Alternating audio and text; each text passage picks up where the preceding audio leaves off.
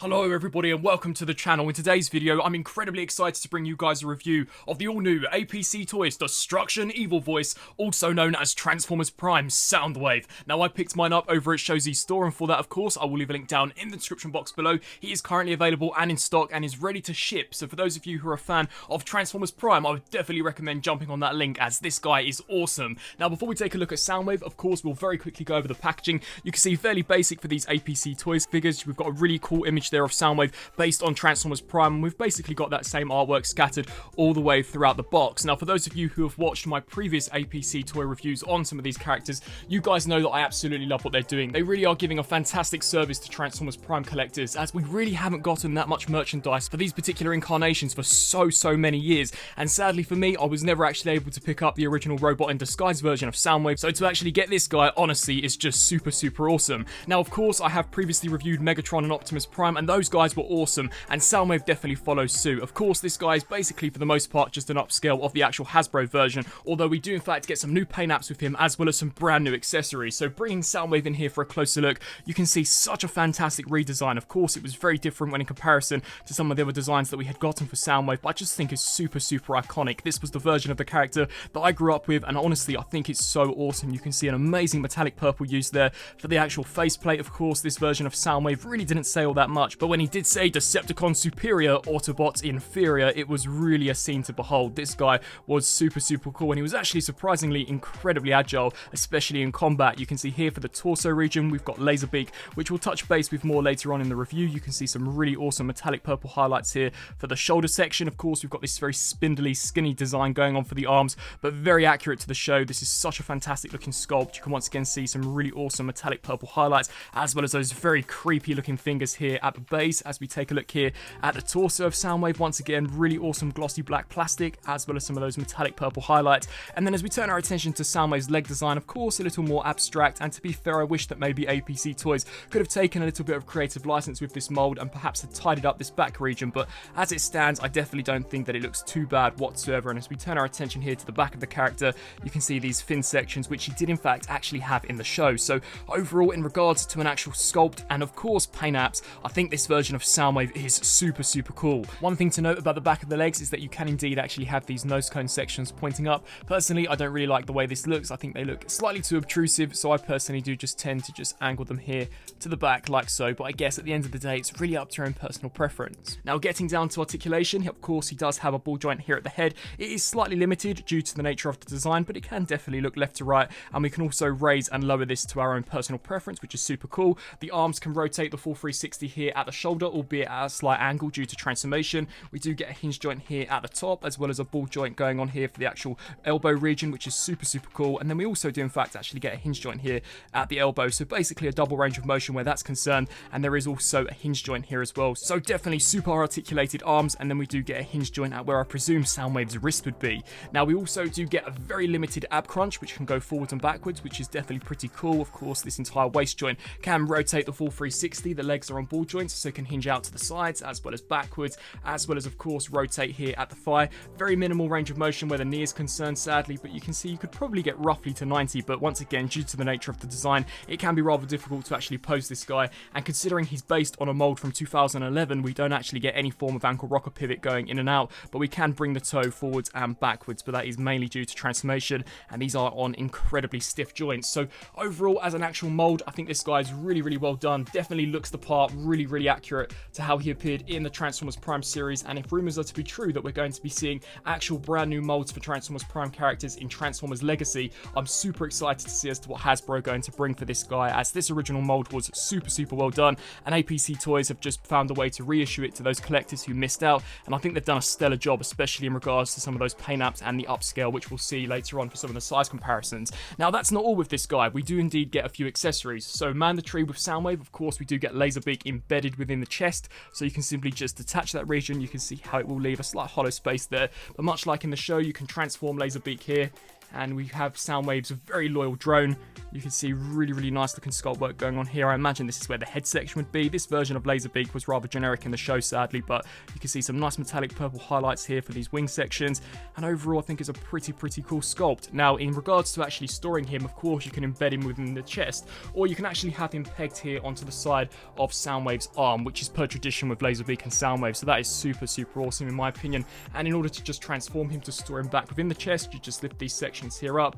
Of course, port this into the torso, just like so, and then ensure that those wings are tucked within those hollow spacing. And quite honestly, you wouldn't even know that Laserbeak was tucked away and hidden there. Really cool design. And then they've also thrown in some brand new accessories. Now, correct me if I'm wrong, but I don't actually believe we've seen these prior to this guy's release. So hats off to APC Toys. We do in fact actually get this backpack section, which has got some of Soundwave's tentacles attached to them. Now, of course, we do in fact actually see him deploy these within the show, and these are super creepy and really do add to this really menacing vibe that this version of the character gives off.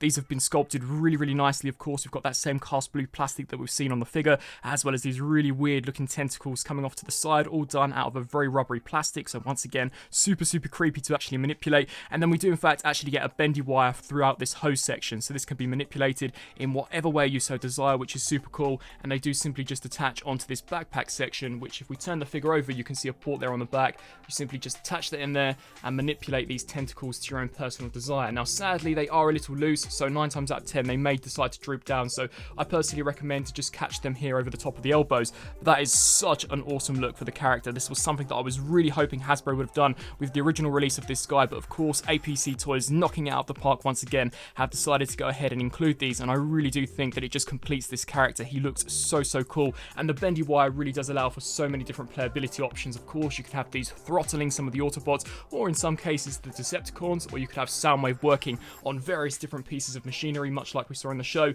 Just overall, such a fantastic figure. I'm super pleased with how this guy's turned out. Here for a quick APC Toys size comparison, we've got the all-new Soundwave compared next to their previously released Megatron, and I actually think the scale between these two characters works exceptionally well. Definitely incredibly accurate to what we saw in the show. I just hope that APC Toys continue and give us the likes of course, Starscream, Knockout, Breakdown, and of course, Shockwave. And here for a more contemporary size comparison for those who perhaps don't own that version of Megatron, here we've got Soundwave compared next to the Earthrise Optimus Prime, and you can see that Soundwave definitely is quite a big character. This figure is a tall Voyager, so I guess you could class him as perhaps a small Voyager class, and I actually don't think that he looks too bad compared next to some of these other Wolf or Cybertron figures. He definitely does fit that overall design, so for those of you who perhaps just want a really cool version of Soundwave to add to the collection, I definitely think this guy would be a perfect choice. So turning to the transformation for Soundwave, for those of you who are a fan of Transformers Prime, and who isn't, you guys know that Soundwave from TF Prime transformed into a really cool drone, and that's exactly what this guy transforms into. In my opinion, it was a great alt mode for this character, a real reimagining for this guy, and of course drastically different when in comparison to the cassette player,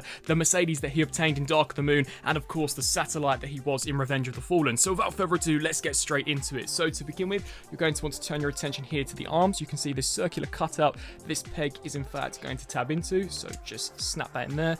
Of course, come to this side and repeat the same process, just clip that section in. We can then turn our attention here to the back, disengage this region, fold out what I imagine is the exhaust of the jet, just like so, and then that will allow you to proceed to store the head within this cavity, and then just snap this here over the top, just like this. We can then turn our attention here to the base of the figure. You're going to want to take the toes, just collapse them along the sides of the shin, just like this, and of course repeat the same process.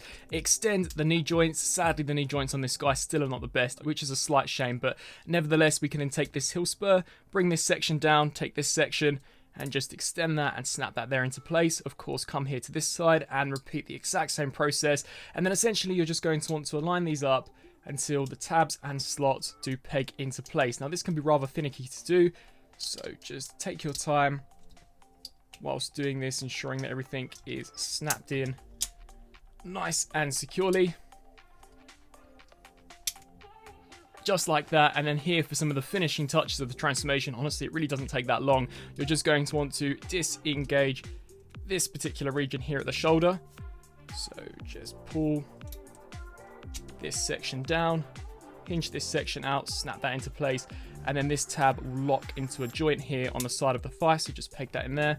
Of course, come to this side, disengage this, rotate at the shoulder, align that up appropriately, and port that into the exact same slot on the opposite side, and then just take these hands, fold them in, snap them there into place, flip here to the underside, fold out, the front landing gear, and then you've got Soundwave fully transformed up here into his stealth drone, actually looking pretty faithful to what appeared in the show. This is such a sleek looking jet, and once again incredibly sinister to match the characterization of this character from the show. Now you can see in regards to detail, there really isn't that much sculpt work going on. It is a very sleek and very smooth CG model, but I think in regards to the design, it really does look how it appeared on the show. You can see here at the back where this jet turbine would be, we've got some really nice looking silver applied. Of course, we've got these flexible wings here at the top. You can see here for these side wings, incredibly elongated, much like we saw in the show. And I actually think the kibble management on this guy isn't too bad at all. You can see here for the front cockpit, incredibly elegant. Actually, to me, reminds me of a little bit of a bird.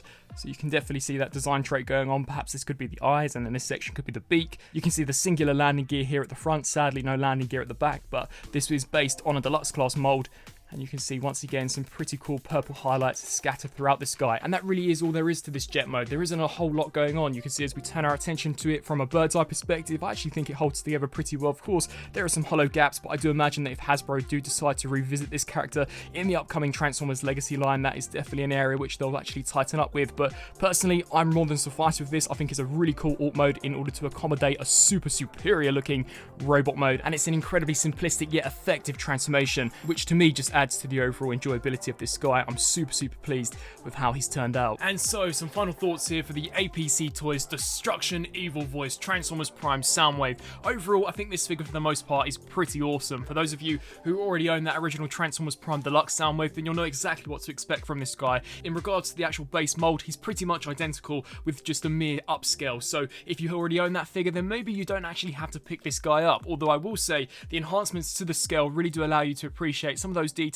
which perhaps could have gone missing on the original release. And of course, I do personally think him to be in a better scale with some of the other APC Toys characters that have already been released. And not to mention that we are indeed getting some new paint apps with this guy, as well as those super cool tentacle accessories which attach onto the back, which honestly just set this apart from the previous release in my opinion. I think they're super creepy and really do add to the overall character of this guy, much like we saw in the show. I think that in regards to an actual robot mode, this guy looks really cool. Of course, considering that he is just the Hasbro mold, we still have all of the same issues that we had with that figure, such as the kibble on the back of the legs, as well as the slight restriction in regards to the knee joints. But honestly, I think that in regards to an actual display piece, this guy looks super cool. He's actually really fun to mess around with in robot mode, incredibly simplistic yet effective to transform him into the drone mode. And for all intents and purposes, I actually think the jet mode looks really well done, very faithful to what we saw in the show. And not to mention that we do in fact also get a laser beak included with this guy, which once again is just really awesome. So overall, I can highly recommend this guy, especially if, as mentioned, you don't already own the original Transformers Prime Deluxe version of Soundwave.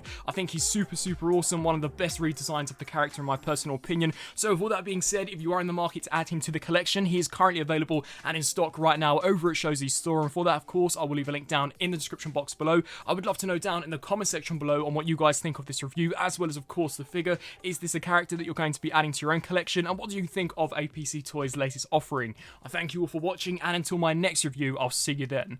Thanks for watching.